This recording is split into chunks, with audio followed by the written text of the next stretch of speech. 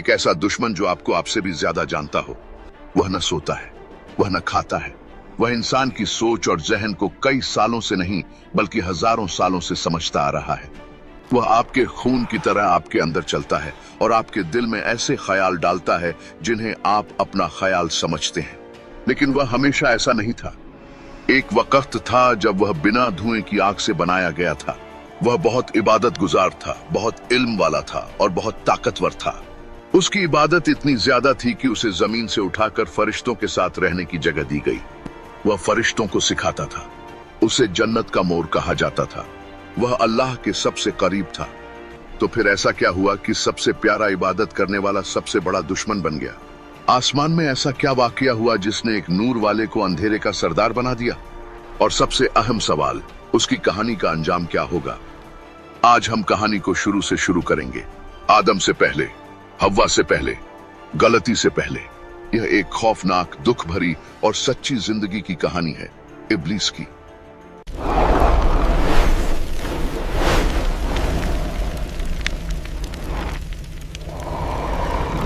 इस कहानी को समझने के लिए हमें वक्त को पीछे ले जाना होगा।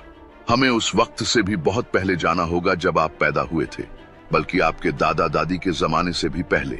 हकीकत में हमें उस वक्त से पहले जाना होगा जब पहले इंसान हजरत आदम ने आंखें खोली थीं। उस जमाने में जमीन खाली नहीं थी, उस पर एक और मखलूक की हुकूमत थी। अल्लाह ने फरिश्तों को खालिस नूर से बनाया। वो पाक थे और हमेशा अल्लाह का हुक्म मानते थे। बाद में अल्लाह ने इंसानों को मिट्टी से बनाया, लेकिन इन दोनों के दरमियान अल्लाह ने एक और मखलूक बनाई जो बहुत तेज और बिना धुएं की आग से बनी थी। ये थे जिन्न। जैसे हजरत आदम पहले इंसान थे, वैसे ही जिन्नों में एक पहला जिन्न था जिसका नाम जन्न था। उसी से जिन्नों की नस्ल चली। वो हजारों साल तक इसी जमीन पर रहे।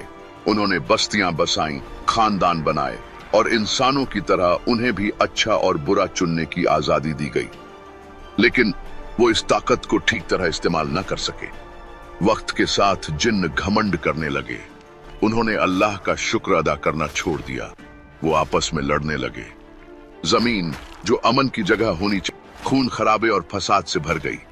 हर तरफ अफरा तफरी थी।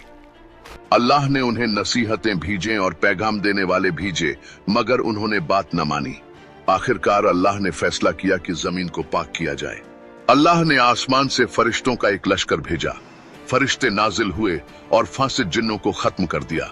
जो बच गए उन्हें गहरे समंदरों, अंधेरी घारों और दूर दराज जजीरों में धकेल दिया गया ताकि वो किसी को नुकसान न पहुंचा सके।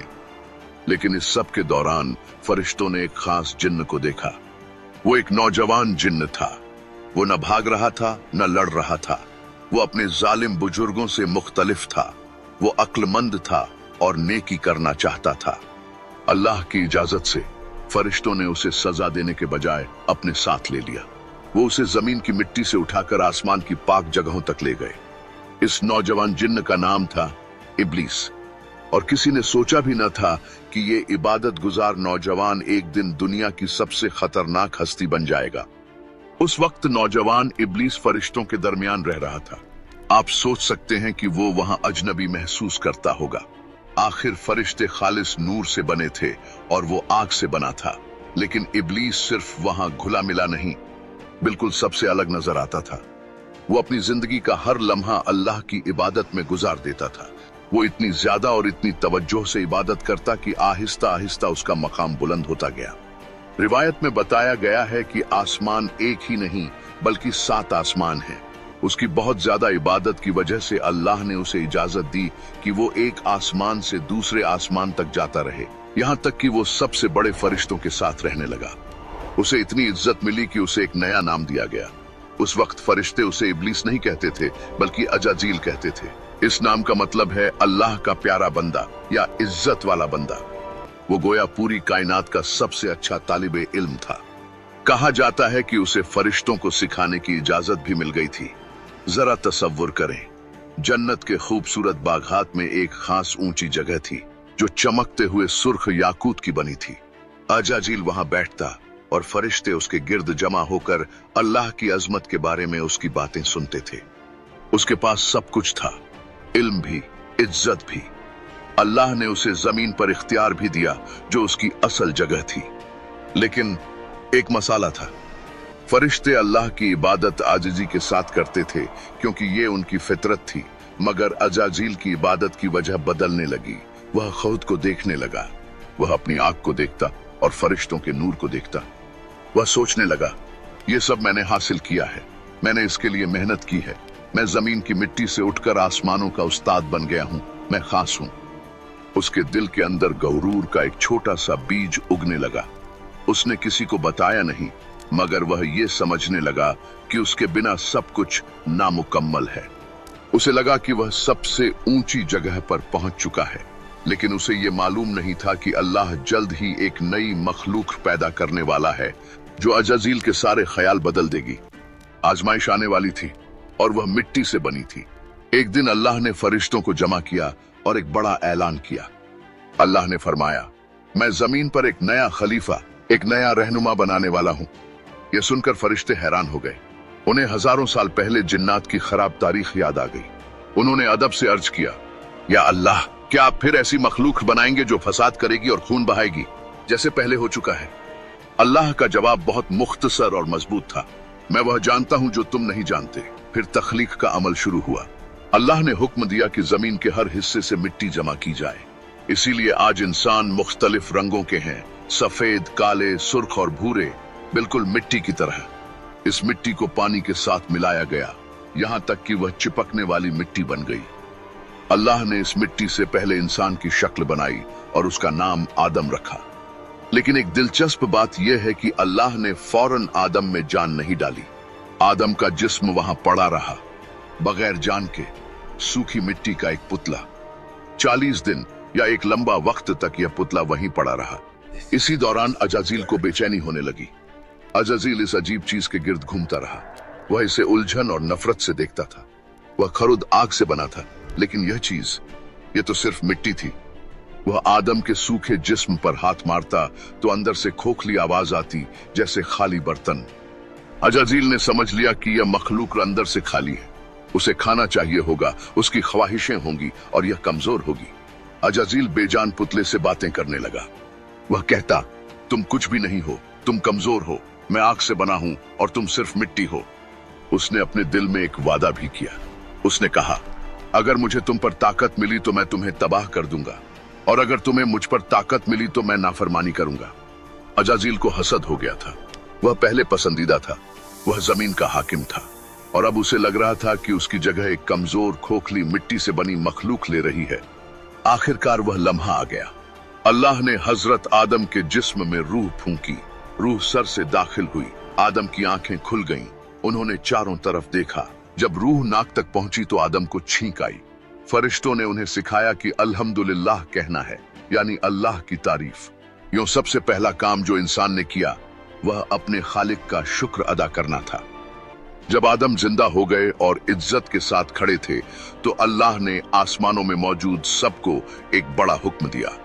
अल्लाह ने फरमाया, आदम को सजदा करो। यह इबादत का सजदा नहीं था, क्योंकि इबादत सिर्फ अल्लाह की होती है। यह एहतराम का सजदा था। यह एक आजमाइश थी कि कौन अल्लाह के हुक्म को मानता है। फौरन, बगैर किसी देर के, बेशुमार फरिश्ते सजदे में गिर गए। ऐसा लग रहा था जैसे रोशनी की एक लहर जमीन पर आ गई हो। मगर एक ने सजदा नहीं किया। सजदा करने वाले फरिश्तों के दरमियान एक हस्ती खड़ी रही। वह अजाजील था। वह बाजू बांधे खड़ा था और आदम को नफरत से देख रहा था। खामोशी बहुत खौफनाक थी। अल्लाह, जो हर दिल का हाल जानता है, ने उससे पूछा, ए इब्लीस, जब मैंने हुक्म दिया तो तुमने सजदा क्यों नहीं किया? यह उसके लिए माफी मांगने का मौका था। यह कहने का मौका था, मैं गलत था। लेकिन उसका गरूर उस पर गालिब आ गया। उसने तारीख में पहली बार नस्ल पर फख्र का बहाना बनाया। उसने कहा, मैं इससे बेहतर हूं। आपने मुझे आग से बनाया और इसे मिट्टी से बनाया। उसने समझा कि आग मिट्टी से बेहतर है। उसने अल्लाह के फैसले पर सवाल किया। उसने ये सोचा कि वो खुद ज्यादा जानता है। इसी तकब्बुर की वजह से फौरन सजा मिली। अल्लाह ने उससे उसका सारा मकाम छीन लिया। जन्नत का खूबसूरत मोर जलील हो गया। वो अब अजाजील नहीं रहा। इसी लम्हे से वो अब इब्लीस कहलाया, यानी वो जो हर उम्मीद खो बैठा हो। वो शैतान बन गया, दुश्मन। अल्लाह ने फरमाया, यहां से निकल जाओ, तुम जलील और ठुकराए गए हो। एक ही लम्हे में इब्लीस सब कुछ हार गया, मगर वो खामोशी से नहीं गया। उसने माफी नहीं मांगी, बल्कि उसने बदला लेने का फैसला किया। अल्लाह से नहीं, बल्कि उस वजह से जिसकी वजह से वो गिरा था, हम इंसानों से। उसने वक्त मांगा, उसने एक खौफनाक दरख्वास्त की। उसने कहा, ऐ मेरे रब, मुझे अभी न मार, मुझे कयामत के दिन तक जिंदा रहने दे। उसे ये इजाफी वक्त क्यों चाहिए था? अपनी गलती ठीक करने के लिए नहीं, वो एक बात साबित करना चाहता था। वो ये साबित करना चाहता था कि हम इंसान अल्लाह की मोहब्बत के काबिल नहीं हैं। उसने कहा, चूंकि तूने मुझे निकाल दिया है, मैं उनके सीधे रास्ते पर बैठूंगा। मैं उनके सामने से आऊंगा, पीछे से आऊंगा, दाएं से आऊंगा और बाएं से आऊंगा, और तू उनमें से ज्यादा लोगों को शुक्र करने वाला नहीं पाएगा। अल्लाह ने इस चैलेंज को कबूल किया। अल्लाह ने इब्लीस को वक्त दे दिया। क्यों? हमें आजमाने के लिए, ये देखने के लिए कि कौन वसवसों को नजरअंदाज करके सच का रास्ता चुनता है। इसी दिन से शैतान ने एक जंग शुरू की जो हजारों साल से चल रही है। उसने सिर्फ आम लोगों को ही नहीं बहकाया, बल्कि उसने नबियों तक का सामना किया। हजरत मूसा का एक मशहूर वाकया है। एक दिन इब्लीस हजरत मूसा अलैहिस्सलाम के सामने आया। उसने कहा, ऐ मूसा, आप अल्लाह से बात करते हैं, अपने रब से पूछें कि क्या वो मेरी तौबा कबूल करेगा। मैं वापस आना चाहता हूं। हजरत मूसा, जो रहमत वाले नबी थे, खुश हो गए। उन्होंने अल्लाह से पूछा। अल्लाह ने फरमाया, मैं उसे माफ कर दूंगा, लेकिन एक शर्त पर। उसे कहो कि आदम की कब्र पर जाकर सजदा करे। यह बहुत आसान काम था। आदम अलैहिस्सलाम वफात पा चुके थे, सिर्फ एक कब्र थी। लेकिन जब हजरत मूसा अलैहिस्सलाम ने इब्लीस को खुशखबरी सुनाई, तो उसका पुराना गरूर फिर जाग उठा। इब्लीस चीखा, मैंने उसे जिंदा हालत में सजदा नहीं किया। क्या तुम समझते हो कि मैं उसकी मुर्दा हड्डियों को सजदा करूंगा? वह गुस्से में चला गया। उसके पास माफी का मौका था, लेकिन उसका गरूर आड़े आ गया। सदियों बाद वह नबी सल्लल्लाहु अलैहि वसल्लम के जमाने में भी आया, लेकिन इस बार उसे सच बोलना पड़ा। उसने माना कि उसका सबसे बड़ा दुश्मन वह मोमिन है जो सखावत करने वाला और शुक्रगुजार हो।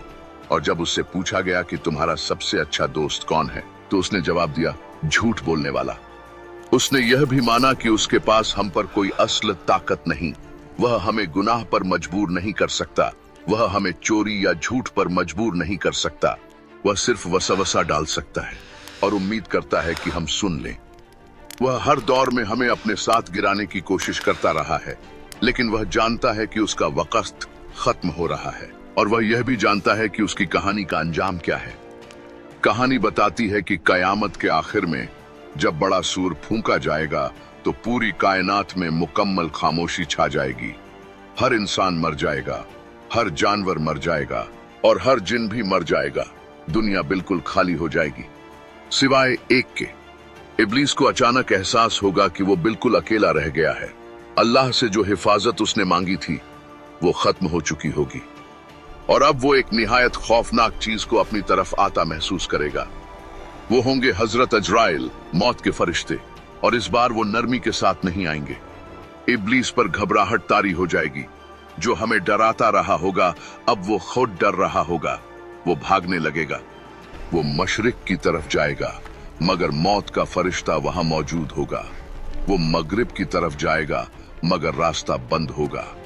वो गहरे समंदरों में छुपने की कोशिश करेगा। वो आसमान में उड़ने की कोशिश करेगा, लेकिन कहीं भी छुपने की कोई जगह बाकी नहीं रहेगी। आखिरकार हजरत अजराइल उसे पकड़ लेंगे, और क्या आप जानते हैं वह उसे कहां ले जाएंगे? यह सबसे बड़ी इबरत होगी। वह इब्लीस को जमीन पर एक खास जगह पर ले जाएंगे।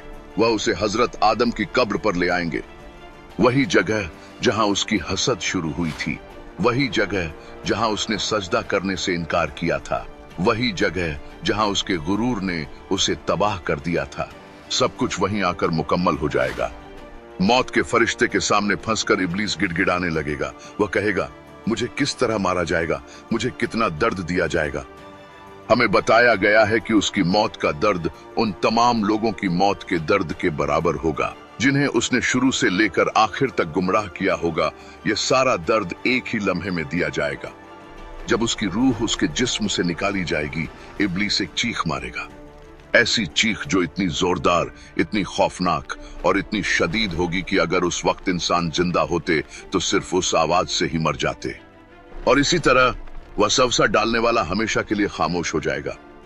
आग बुझ जाएगी, दुश्मन खत्म हो जाएगा, आखिरकार अल्लाह का वादा पूरा हो जाएगा।